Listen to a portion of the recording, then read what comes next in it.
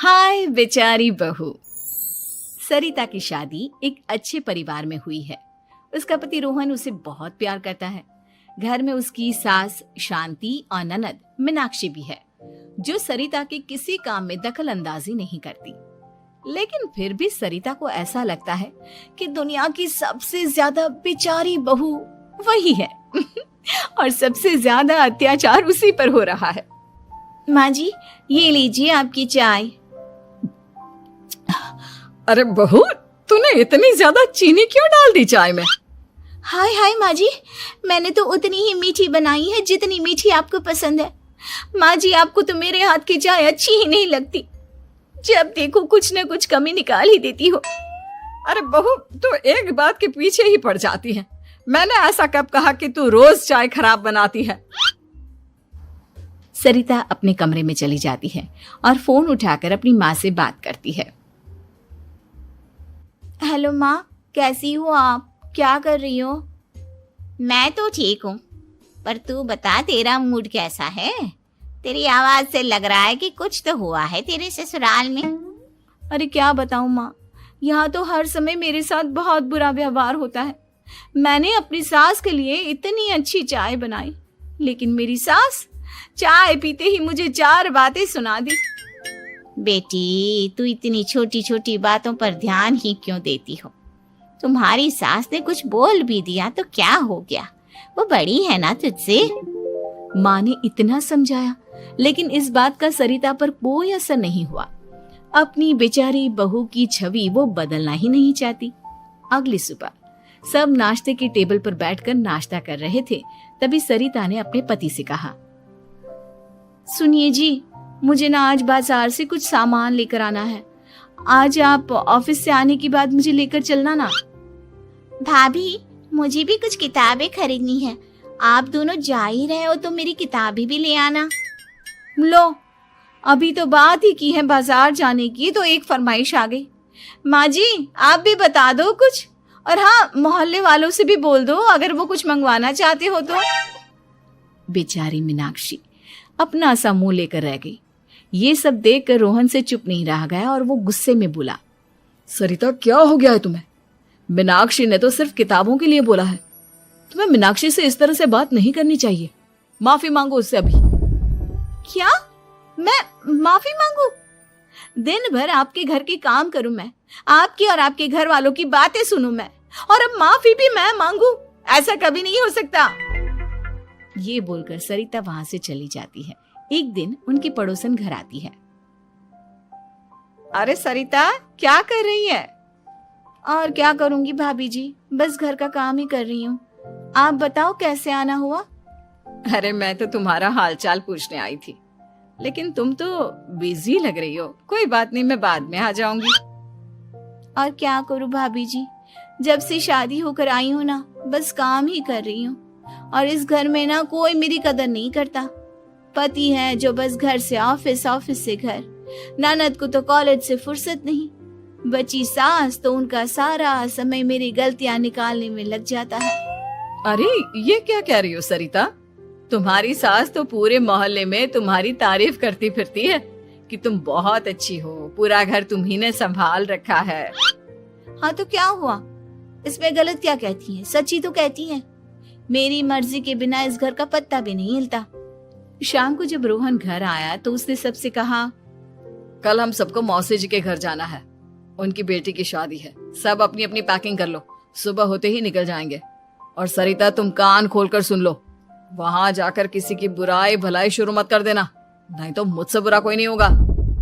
हाय हाय जी, आप तो ऐसे कह रहे हो जैसे मैं सुबह शाम सबकी बुराई करती फिरती हूँ। आज तक कोई कह नहीं सकता कि मैंने किसी की पीठ पीछे किसी के बारे में कोई बुरी बात बोली हो तो। अरे बस बहू, बात को और ज्यादा आगे मत बढ़ा। हमें सब पता है तू हमारे साथ क्या व्यवहार करती है। ये बात घर तक रखना, शादी में किसी को कुछ मत बोलना, नहीं तो सब कहेंगे कि शांति की बहू कितना बोलती है। हाँ हाँ, सब कुछ तो मैं ही बोलती हूँ ना। आप लोग तो हर समय फूलों की बारिश करते रहते हो मेरे ऊपर। सारी गलती मेरी है जो मैं इस घर में आई। सबका कितना ध्यान रखती हूँ, लेकिन फिर भी मेरी तो आप लोगों की नजर में कोई कदर ही नहीं है। अगली सुबह सब लोग मौसी जी के घर पर चले जाते हैं। वहां पर शादी का माहौल होता है, सब जगह चहल पहल होती है, बहुत सारे मेहमान आए हैं। सरिता को वहां बहुत अच्छा लग रहा है। वो अपने मन में सोचती है, यहाँ कितना अच्छा लग रहा है, कितनी रौनक है। मैं यहाँ किसी से ज्यादा बात नहीं करूंगी। अगर मेरे मुंह से कुछ ऐसा वैसा निकल गया तो रोहन जी तो मुझसे गुस्सा हो जाएंगी। सरिता ये सब सोच ही रही थी कि वहां रोहन की कजिन साक्षी आ गई और सरिता से बोली, आप सरिता भाभी हो ना? जितना आपके बारे में सुना था आप तो उससे भी ज्यादा सुंदर हो। हाँ वो तो है, मेरी सुंदरता की तारीफ सब करते हैं। मेरे मायके में तो सब यही बोलते हैं कि रोहन जी की किस्मत बहुत अच्छी है जिन्हें मैं मिली। लेकिन आप कौन है? मैंने आपको पहचाना नहीं। मैं रोहन भैया की कजिन हूँ। आपकी शादी पर नहीं आ पाई थी ना, इसलिए आप मुझसे मिले नहीं कभी। शांति मौसी और मीनाक्षी आपकी बहुत तारीफ करते हैं। क्या कहा तुमने? मेरी तारीफ? कभी नहीं। मेरे ससुराल वाले कभी मेरी तारीफ कर ही नहीं सकते। मैं इतनी अच्छी हूँ, मेहनती हूँ, लेकिन उन्हें तो मेरी कदर ही नहीं। सारा दिन घर का काम करती हूँ, फिर भी मेरी सास ना मुझे सुनाती रहती है और पति भी मेरी सास की साइड लेते हैं। ना कभी बाहर ले जाते हैं, ना कहीं घुमाने।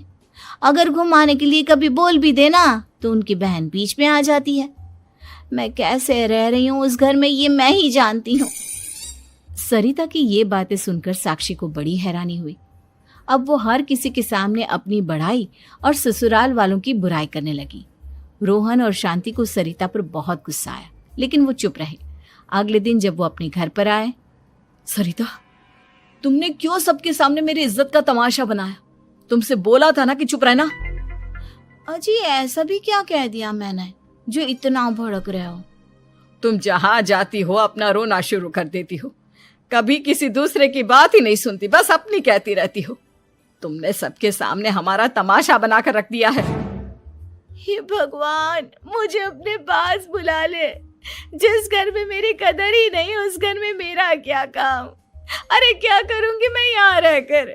जो भी आता है मुझे सुनाकर चला जाता है। मैं तो किसी से कुछ नहीं कहती।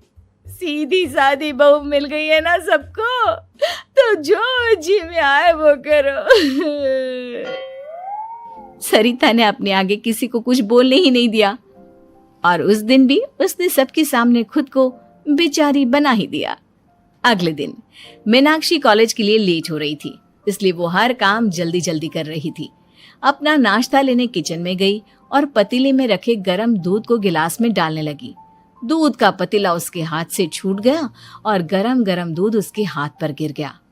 ओए माँ, हाय मेरा हाथ, माँ मेरा हाथ जल गया। मीनाक्षी की आवाज सुनकर सरिता दौड़ती हुई आई। ये क्या किया तुमने? तुम्हें नाश्ता चाहिए था तो मुझसे बोल देती, मैं क्या मना करती थी? अब पता नहीं कितने दिन की मुसीबत पाल ली तुमने। सरिता मीनाक्षी को उसके कमरे में ले गई और उसका बहुत ख्याल रखा। उसका इस तरह से ख्याल रखना शांति और रोहन को थोड़ा अजीब लगा। माँ, सरिता के दिमाग का भी कुछ पता नहीं। कल शादी में सबको इतना कुछ बोल कर आई है हमारे बारे में, और अब मीनाक्षी की कितनी अच्छी देखभाल कर रही है।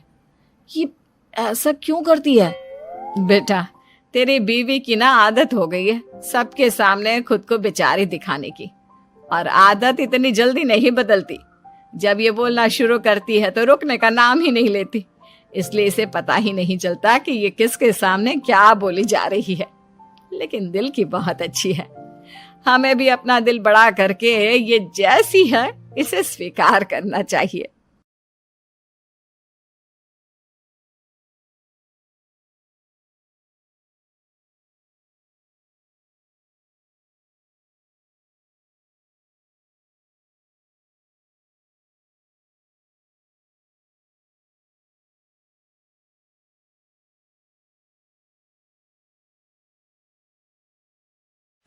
कहानी है रामपुर गांव की, जहाँ के मर्द महिलाओं को हमेशा नीचा दिखाने की कोशिश में रहते। अरे अभी तक खाना नहीं आया क्या? मुझे एक और शादी करने की जरूरत है। नहीं जी नहीं, ऐसा मत करना, वरना मैं कहाँ जाऊंगी। खाना लेकर मैं अभी आई जी। गांव की पंचायत में भी फैसले हमेशा औरतों के खिलाफ ही रहते। मैं जो फैसला सुनाता हूँ वो भगवान की आज्ञा होती है। इस लड़के ने अपने मन से शादी करके अच्छा नहीं किया।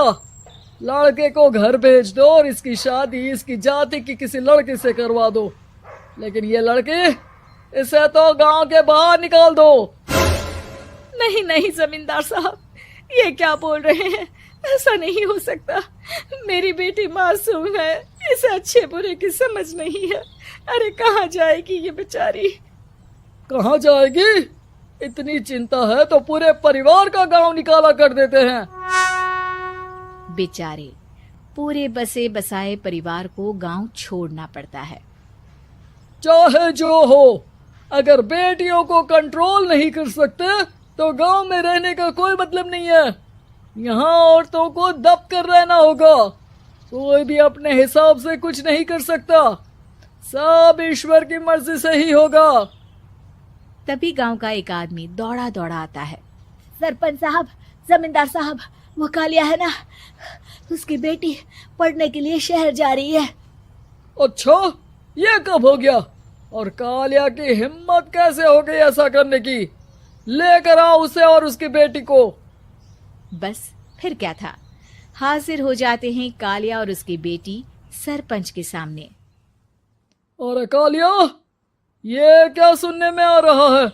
बेटी को इंजीनियर बना रहा है तू? और ये बता, गांव में तो स्कूल नहीं है, फिर कहां से इतनी क्लास पास कर गई तेरी बेटी?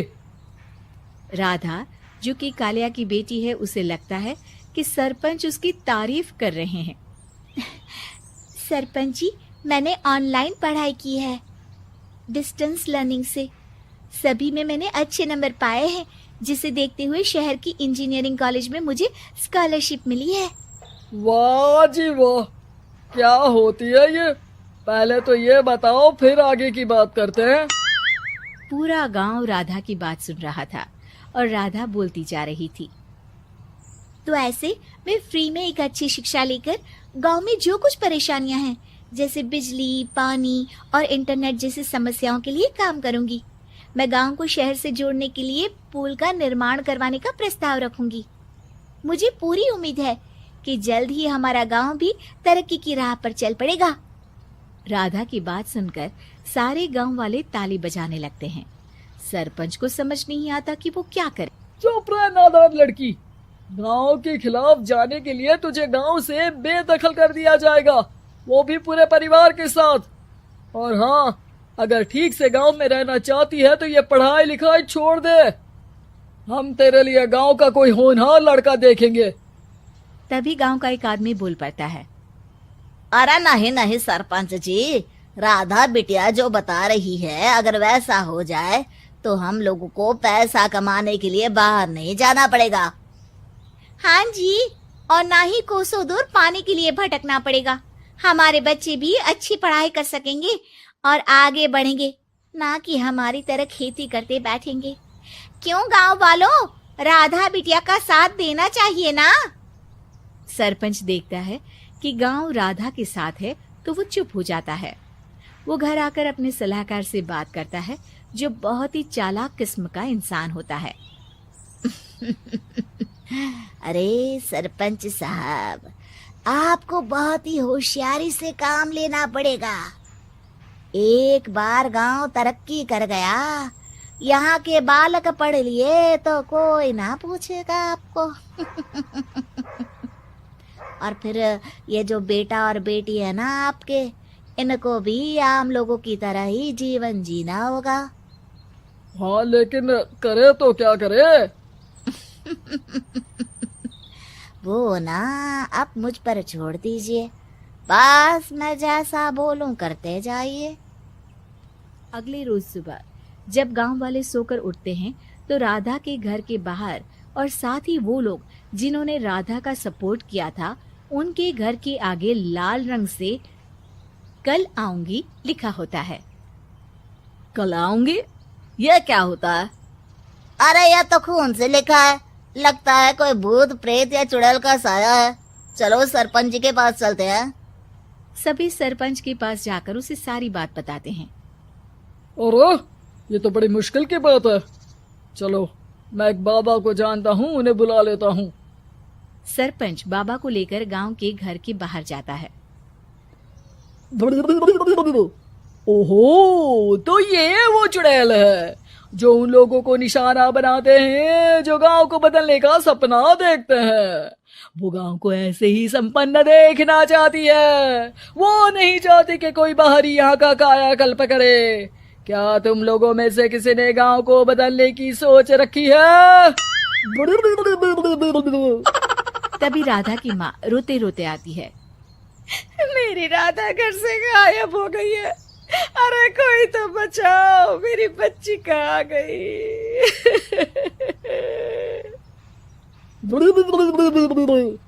ले गई वो चुड़ैल, तेरी बच्ची को ले गई। अब वो उसे श्रापित करके छोड़ेगी। उस पर चुड़ैल का साया हो जाएगा। तभी बुरी सी हालत में राधा भी वहां आ जाती है। उसके बाल चुड़ैल की तरह फैले होते हैं। सासू माँ बदल गई। कहानी उस घर की है जहां बहू और बेटी को एक माना जाता था, लेकिन फिर अरे शिखा बेटा, तू रसोई में क्यों घुसी रहती है? जा, रोटी मैं बना लूंगी। नहीं माँ जी, आप बैठिए, बस सारा खाना बन ही गया है। श्वेता को बोल देती हूँ, वो खाना लगा देगी सबका। सॉरी भाभी, मेरे पास वक्त नहीं है। माँ, मुझे पैसे देना, पार्लर जाना है। हाँ, चली जाना, भाभी को भी ले जाना। वो भी जाने को बोल रही थी पार्लर, पर पहले ना मदद कर दे उसके खाना लगाने में। देख माँ, वो बहू है, उसे बहू रहने देना। इतना सर पर मत चढ़ा भाभी को। श्वेता, ज्यादा मत बोला कर। बहू और बेटी में कोई फर्क नहीं होता है। जाकर काम कर। ननद को माँ का भाभी से इस तरह प्यार करना बिल्कुल अच्छा नहीं लगता। वो बार बार किसी न किसी तरह माँ को भाभी के खिलाफ भड़काती रहती, लेकिन कोई फायदा ना होता। एक रोज, अरे बेटे किशन, जा बहू को कहीं घुमा कर ला। सारा दिन घर में काम करती रहती है। हाँ माँ, हम लोग जा रहे हैं ना गोवा। अच्छा जी, भाभी ने तो हमें बताया भी नहीं। वैसे तो सारी पंचायत करती है, ये गोवा वाली बात क्यों छुपा गई हमसे? अरे क्योंकि उसे खुद नहीं पता था बहन। मुझे टिकट सस्ती मिल रही थी तो मैंने बुक कर दिया। हाँ शिखा, पैकिंग कर ले, संडे हम जा रहे हैं गोवा। दोपहर में शिखा पैकिंग कर रही थी कि सास आ जाती है। ये क्या बहू, साड़ियाँ? अरे गोवा जा रही है घूमने या फिर शादी में मायके हैं? माँ जी, ऐसा कुछ है ही नहीं, समझ में नहीं आ रहा क्या रखूं कपड़े में। अरे तेरी और श्वेता की साइज तो एक ही है। उसके कुछ मॉडर्न कपड़े ले ले, आकर लौटा देना। हाँ माँ जी, ये ठीक रहेगा। शिखा श्वेता के पास जाती है और उससे कपड़े मांगती है। ना जी ना, मैं अपने कपड़े ना दूं। वैसे भी फैल जाएंगे मेरे कपड़े, बहुत महंगे वाले हैं। शिखा मुंह लटकाकर कमरे में आ जाती है तो सास कहती है, चल तैयार हो जा, तुझे मैं शॉपिंग करा कर लाती हूँ गोवा की। बस फिर क्या था, सास बहू निकल जाते हैं मार्केट और एक से बढ़कर एक ड्रेस खरीद कर घर आते हैं। पहले बता देती कि नए कपड़े दिलाने वाली है भाभी को, तो मैं अपने ही दे देती ना भाभी को, मुझे दिला देती नए कपड़े। देख श्वेता, परिवार का मतलब सबके साथ रहना होता है, ना कि सिर्फ अपना सोचना। वैसे भी तुझे अच्छे संस्कार सीखने चाहिए। और रही बात कपड़ों की, तो शिखा, आज से घर पर भी तू मॉडर्न कपड़े ही पहनेगी। कोई जरूरत नहीं है ये साड़ी वाड़ी लपेटने की। अब क्या था, घर पर श्वेता और शिखा एक जैसे रहते। एक बार पड़ोसन आती है। अरे बेटा, अपनी माँ को तो बुलाना जरा, बात करनी है। शिखा सास को बताती है और रसोई में चली जाती है। ये आपकी बेटी बहुत बड़ी हो गई है, इसके लिए एक रिश्ता है, कहो तो बता दूं। ये बेटी नहीं बहू है, घर में सब एक जैसा ही रहता है। वैसे मेरी बेटी भी बड़ी हो गई है, कोई रिश्ता हो तो जरूर बताना। पड़ोसन रिश्ता लेकर उन लोगों के घर आती है। तब श्वेता की होने वाली सास कहती है, तो ये घर है, कितने मंजिल का है? और ये बहू ने आपकी क्या पहन रखा है, जीन्स टॉप? अरे भाई, साड़ी वाड़ी नहीं है क्या इसके पास? देखिए, सर्दी है तो साड़ी में बहू कैसे मैनेज करती? वैसे पहनती है साड़ी भी? देखिए, हम लोग ठहरे पैसे वाले लोग, कोई कमी नहीं है हम लोगों के पास पैसों की। बहुत पैसे हैं, जमीन, नौकर चाकर, कार, सब कुछ है, लेकिन घर में संस्कारी बहू चाहिए। समझ रही हैं ना आप? सास कुछ कहती कि श्वेता बोल पड़ती है, हाय रे, नौकर चाकर से लेकर जमीन, कार, पैसा, हाँ, मुझे रिश्ता मंजूर है मुझे। अरे रुक जा श्वेता, मैं बात कर रही हूँ ना। देखिए, हम लोगों के घर इतनी आजादी नहीं मिलेगी। अरे हाँ कर देना माँ, हाँ कर दे जल्दी से। सास क्या करती, बेटी की शादी ऐसे घर में कर देती है जहाँ ना उनके विचार मिलते हैं और ना ही आचार। शादी के बाद एक रोज फोन पर, श्वेता बेटा, एक बार घर आ जा, बहुत दिल करता है तुझे देखने का। माँ, वो घर पर बहुत काम होता है, कैसे आऊँ? बड़ा घर है, लेकिन आने जाने वालों की लाइन ही लगी रहती है। बेटा मैं तो जानती थी उस घर का हाल, लेकिन तू ही नहीं मान रही थी। माँ देख, हर घर का यही हाल है। तेरी बेटी को यहाँ घूंघट हटाने की परमिशन नहीं है और एक तरफ भाभी स्कर्ट पहनकर घूम रही है। बेटा मुझे क्या पता था कि मेरी बेटी को ससुराल के नाम पर पिंजरा मिल जाएगा। अच्छा माँ, फोन रखती हूँ, सास को गर्मा गर्म रोटी खिलानी है। तुम लोगों की तरह नहीं कि एक रोटी बनाओ, एक सब्जी बनाओ, फिर सारा दिन फ्री होकर घूमो। सास फोन तो रख देती है, लेकिन सोच में पड़ जाती है कि एक तरफ बेटी जिसे कोई आजादी नहीं, वहीं दूसरी तरफ बहू जिसे देखकर लगता ही नहीं कि उसकी शादी भी हुई है। अगले रोज, शिखा, अरे ओ शिखा। हाँ माँ, क्या हुआ? कुछ चाहिए आपको? मैं जिम जा रही थी। जिम के कपड़ों में बहू को देखकर सास को घूंघट में अपनी बेटी का ख्याल आता है। देख बहू, घर में बहू की तरह रहा कर, इतने टाइट कपड़े पहनकर जिम जाना पसंद नहीं मुझे। जा जाकर रोटी बना। रोटी? माँ, अभी तो शाम के 6 बजे हैं, इस वक्त रोटी? अब क्या मेरे खाने पीने पर भी पहरा है? अरे जब मर्जी तब मैं अपने घर में खा भी नहीं सकती क्या? बहू को अजीब लगता है। वो समझ नहीं पाती कि जो सास कल तक इतनी सपोर्टिव थी, उन्हें अचानक से क्या हो गया। वो किचन में जाती है, गरम रोटी के साथ 2 तरह की सब्जी, रायता, सलाद सब लेकर सास के पास आती है। माँ जी, खाना। इतना सारा खाना? राक्षस समझा है क्या मुझे? रोटी मांगी थी मैंने गर्मा गर्म बस। पर माँ जी, रोटी खाती किससे आप? सब्जी तो बनानी थी ना। अरे भूख मर गई मेरी तेरी बहस से। जा जाकर काम कर, अंदर पूरी रसोई साफ कर। बहू अंदर चली जाती है। थोड़ी देर में श्वेता घर आती है। अरे शिखा, जल्दी से चाय ला, पकवान बना, मेरी बेटी आई है। अरे नहीं नहीं माँ, ड्राइवर बाहर खड़ा है। मैं तो घर का कोई सामान खरीदने के बहाने यहाँ आ गई हूँ, मुझे जाना होगा। अरे बेटा, पर कितने दिनों बाद देख रही हूँ तुझे, रहने आ जाना 2-4 दिन के लिए।